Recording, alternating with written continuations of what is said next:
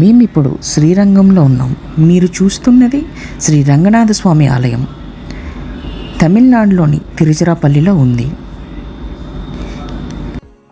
ఈ ఆలయం తూర్పు గోపురంలోంచి ప్రవేశించిన వెంటనే 1000 స్తంభాల మండపం, మొత్తం ఆలయ ప్రాకారం అంతాను ఇసుకతో కూడుకుని ఉంటుంది. చిన్నపిల్లలు, పెద్దలు సాయంకాలం పూట వచ్చి సరదాగా కూర్చోవడానికి చాలా ఆనందంగా ఉంటుంది. ఇక్కడైతే చాలామంది చిన్నపిల్లలు ఇసుకలో కూర్చొని సాయంత్రం పూట ఆడుకుంటున్నారు. అలాగే పెద్దవారు కూడా మండపాల్లో కూర్చొని సేద తీరుతున్నారు. ఇంకా ఇక్కడ ప్రధానంగా చూడవలసింది గరుడల్లవార్ ఆలయం. రంగనాథ స్వామి గర్భగుడి సరిగ్గా ఎదురుగా ఉంటుంది. ఈ ఆలయంలో సాలగ్రామశిలతో చేసిన 25 అడుగుల ఎత్తైన భారీ గరుడుని విగ్రహం ఉంటుంది.